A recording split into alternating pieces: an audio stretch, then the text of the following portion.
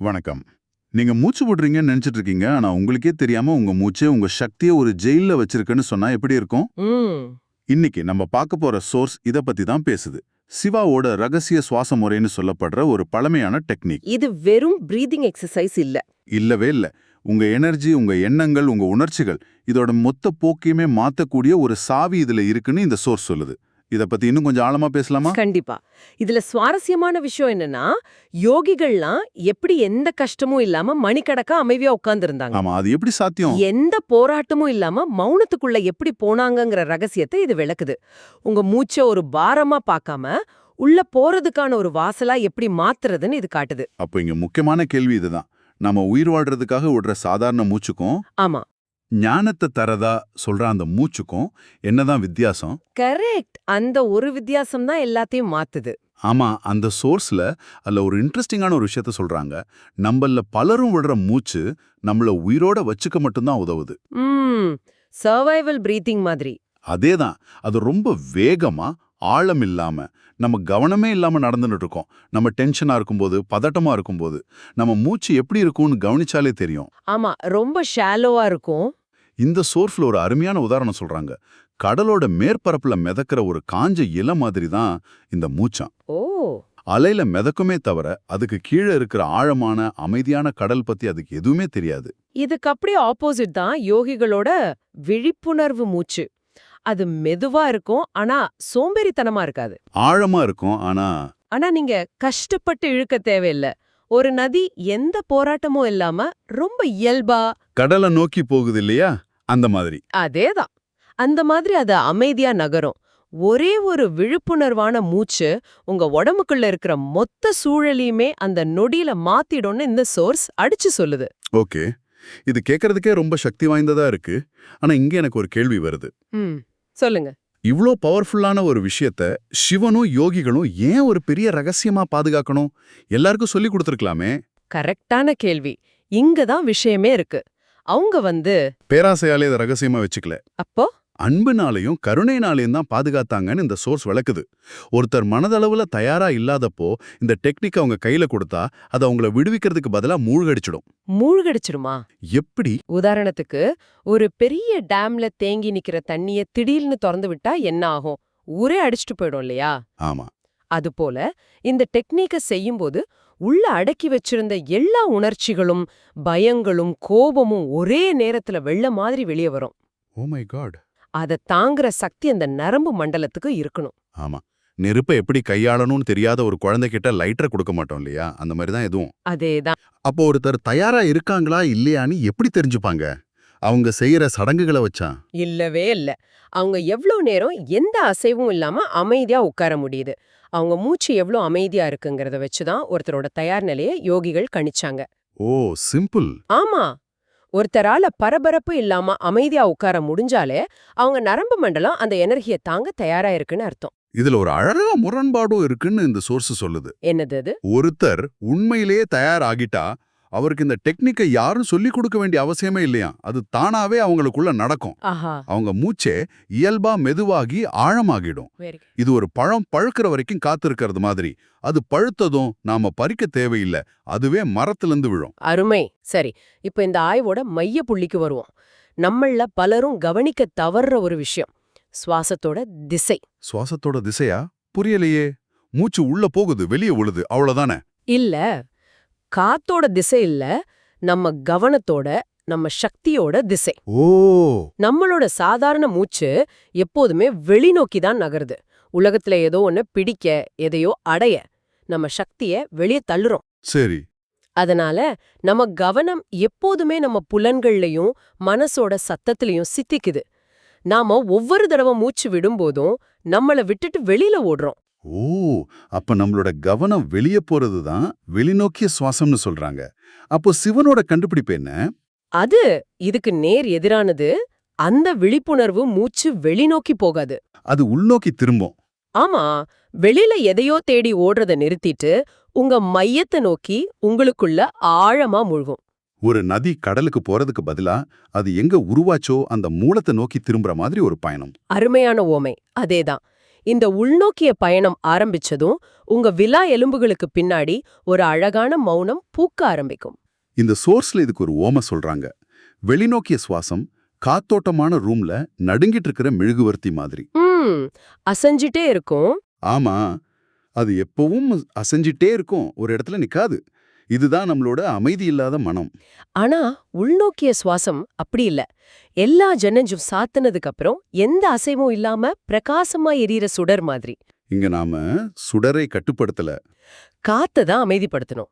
அது மாதிரி நீங்க மனச கட்டுப்படுத்த முயற்சி பண்ணல, உங்க சுவாசத்தோட கவனத்தை மட்டும் உள்நோக்கி திருப்புறீங்க. மனம் தானாவே அமைதியாகிடும். இதுதான் அந்த ரகசியம். ஆமா. அப்போ இதை எப்படி செய்யறது? இங்கதான் இந்த சோர்ஸ் நம்மள ஆச்சரியப்படுத்துது. அது சொல்லுது, உங்க மூச்சை நீங்க மாத்தவே தேவையில்லை. அத நீங்க கவனிச்சா மட்டும் போதும். ஆமா, இத கேட்டா நம்ம நவீன மனசுக்கு கொஞ்சம் விசித்திரமா இருக்கலாம். உண்மைதான். ஏன்னா நாம எப்போதுமே எதையாவது செஞ்சு போராடி தான் ஜெயிக்கணும்னு பழகிட்டோம். ஆனா யோகிகளோட மனசு சரண்டடையறதுல தான் நம்பிக்கை வச்சிருக்கு. உங்க மூச்சை சரி பண்ணவோ, நீளமாக்கவோ, ஆழமாக்கவோ முயற்சி பண்ணாம நீங்க சும்மா ஒரு சாட்சியா அதை பார்க்கும்போது அதுவே அதோட இயல்பான ஆழமான நிலைக்கு திரும்பிடும். இது எப்படி வேலை செய்யுது? சும்மா பார்த்தா எப்படி மாறும்? யோசிச்சு பாருங்க. பல வருஷமா பயத்துல வேகமா ஓடிட்டே இருக்கிற ஒரு மானை போல உங்க மூச்சு இருக்கு.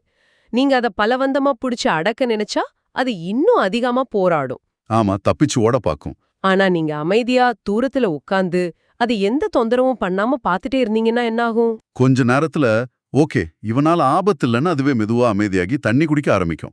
அதேதான். உங்க மூச்சுக்கும் இதுதான் நடக்குது. உங்க கவனம்ங்கிற அன்பு அதை தொடும்போது அது அமைதியாகுது. தூங்குற குழந்தையோட மூச்சு ஒரு உதாரணமா காட்டுறாங்க. ஒரு குழந்தையோட மூச்சு எவ்வளோ சரியா முழுமையா இருக்கு. ஆமா, ஆழமா மெதுவா ஒரு தாளத்தோட இருக்கும். குழந்தை அதை செல்ல முயற்சி பண்ணுதா என்ன? இல்ல. அந்த மனசோட குறுக்கீடு எதுவுமே இல்ல. அதனால அது சரியா இருக்கு. நாம வளர வளர அந்த தொடர்பு துண்டிக்கப்படுது. விழிப்புணர்வு மூலமா அந்த தொடர்பை நாம திரும்பவும் உருவாக்குறோம். சேறு நிறைஞ்ச குளம் மாதிரிதான் நம்ம மனசும்.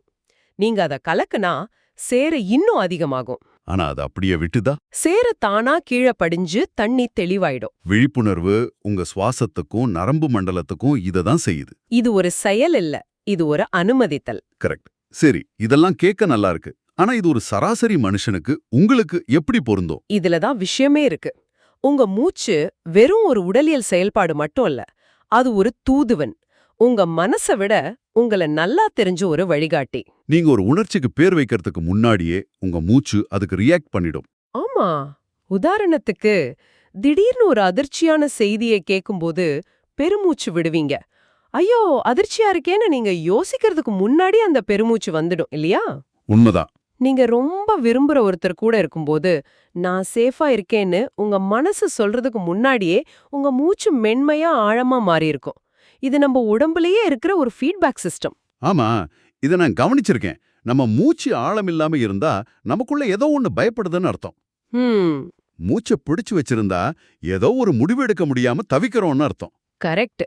மனசு பல கதைகள் சொல்லும், ஆனா மூச்சு எப்போதுமே உண்மையை மட்டும்தான் பேசும். உங்களுக்கு பிடிக்காத ஒரு விஷயத்துக்கு மத்தவங்களுக்காக சரி சொல்லும்போது உங்க மூச்சு எப்படி இறுக்கமா மாறுதுன்னு கவனிச்சிருக்கீங்களா? ஆமா. இல்லனா ஒரு கஷ்டமான உண்மைய தைரியமா பேசி முடிச்சதும் மூச்சு எவ்வளவு சுதந்திரமா வெளியே வருதுன்னு கவனிச்சிருக்கீங்களா? ஆமாம். அதுதான் உங்க உள்மனசோட திசை காட்டி. எது உங்களுக்கு சரி எது தவறுன்னு உங்க மூச்சு காட்டிக்கிட்டே இருக்கும். அப்ப நம்மள நாமளே ஏமாத்திக்கிட்டா கூட நம்ம மூச்சு காட்டி கொடுத்துடுமா? நிச்சயமா. ஆதாரம் அததான் சொல்லுது. நீங்க பொய் சொல்லும்போது உங்க மூச்சு மாறும். ஒரு முடிவெடுக்க தயங்கும் போது உங்க சுவாசமும் தயங்கும். அது உள்ள என்ன நடக்குதோ அத அப்படியே ஒரு கண்ணாடி மாதிரி பிரதிபலிக்குது. அத கேட்க ஆரம்பிக்கிறது உங்களையே நீங்க கேட்க ஆரம்பிக்கிறதுக்கு சமம். சரிதான். சரி, மூச்ச கவனிக்கணும், அது சொல்றத கேட்கணும்னு பார்த்தோம். ஆனா இந்த சோர்ஸ் நம்மள இன்னும் ஒரு படி ஆழமா கூட்டிட்டு போகுது. சுவாசங்களுக்கு நடுவுல இருக்கிற இடைவெளிக்கு. ஆமா, உள்ளிழுத்ததுக்கு அப்புறம் ஒரு சின்ன இடைவெளி, வெளியிட்டதுக்கு அப்புறம் ஒரு சின்ன இடைவெளி. இந்த இடைவெளி தான் உண்மையான நுழைவாயில்னு அது சொல்லுது.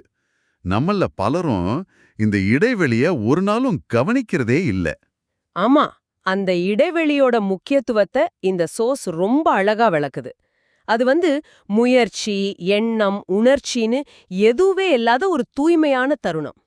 ஓ, யோசிச்சு பாருங்க, மூச்ச உள்ள இழுக்கும்போது ஒரு செயல் இருக்கு, வெளிய விடும்போது ஒரு செயல் இருக்கு.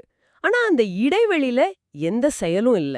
அந்த மௌனத்துல தான் நீங்க மூச்சு இல்ல, மூச்ச கவனிக்கிறவருங்கிறத உணர்வீங்க. கரெக்ட்.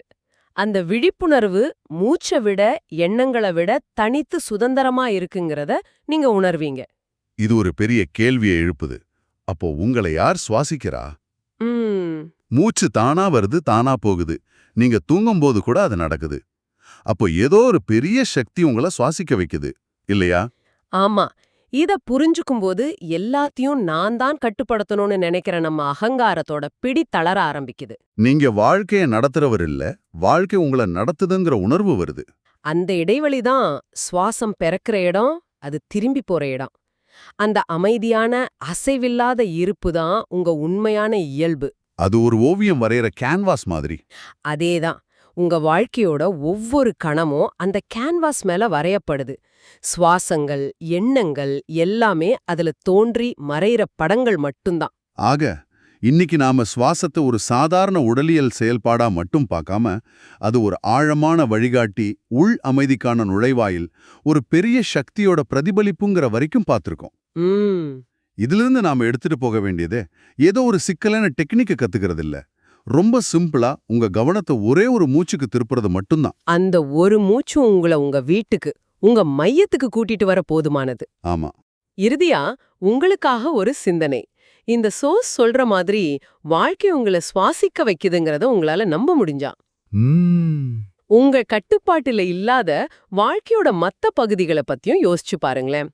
நீங்க கட்டுப்படுத்தணும்னு ரொம்ப கஷ்டப்பட்டு முயற்சி பண்ற அந்த விஷயங்கள் கூட, நீங்க கொஞ்சம் அமைதியா கவனிச்சா, ஏதோ ஒரு ஆழமான நுண்ணறிவால அதுவாவே வழிநடத்தப்படலாம் இல்லையா? சிவனின் ரகசிய சுவாச முறை யோகிகள் பாதுகாத்து வந்த மிக ரகசியமான பயிற்சி.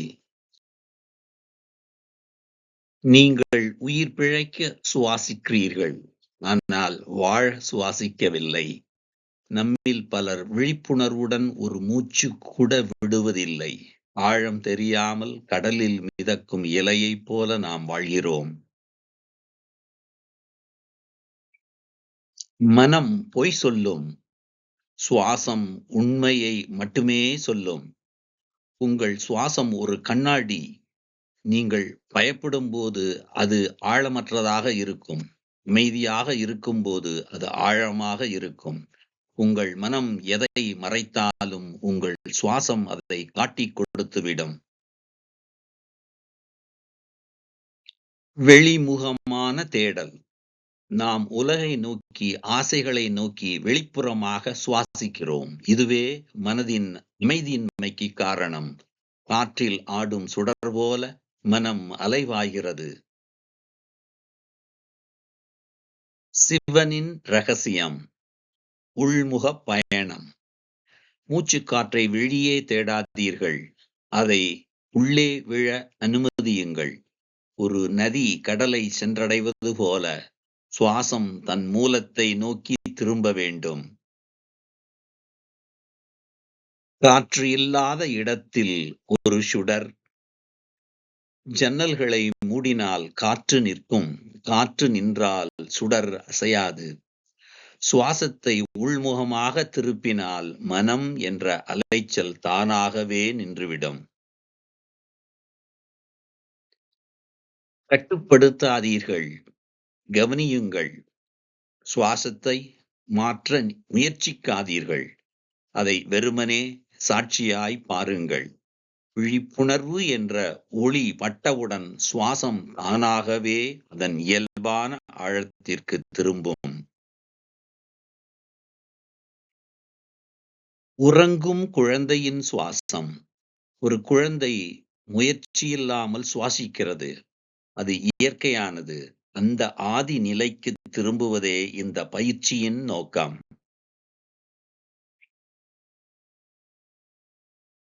சுவாசம் வழிகாட்டி, மனம் பின்தொடர்பவர். சிந்தனையை நிறுத்தாதீர்கள், சுவாசத்தை கவனியுங்கள். நரம்பு மண்டலம் அமைதியாகும் போது மனமும் அமைதியாகியே ஆக வேண்டும்.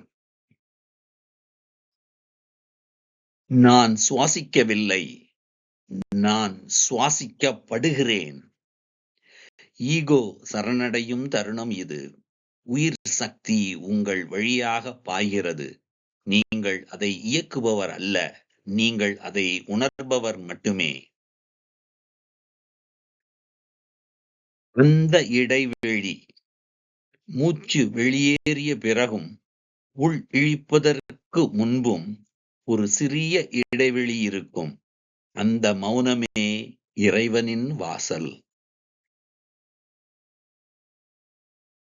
பூரண மௌனம்.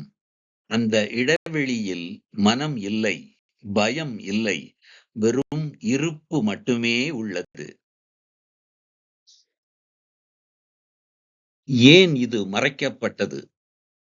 இது ஒரு சாதாரண பயிற்சி அல்ல. இது ஈகோவை கரைக்கும் ஆயுதம். பக்குவம் இல்லாதவருக்கு இது வழங்கப்படுவதில்லை. இப்போது நீங்கள் தயாராக உள்ளீர்கள். இன்று இரவு இதை செய்யுங்கள். உங்கள் கையை நெஞ்சின் மீது வையுங்கள். ஒரு மூச்சு உள்ளே வருவதையும் வெளியே போவதையும் அந்த சிறிய இடைவெளியையும் கவனியுங்கள்.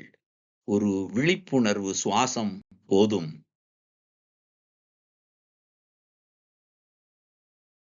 சுவாசம் ஒரு பாலம். குழப்பத்திற்கும் தெளிவுக்கும் இடையில் இருக்கும் பாலம் உங்கள் சுவாசம். அதை கடந்து செல்லுங்கள்.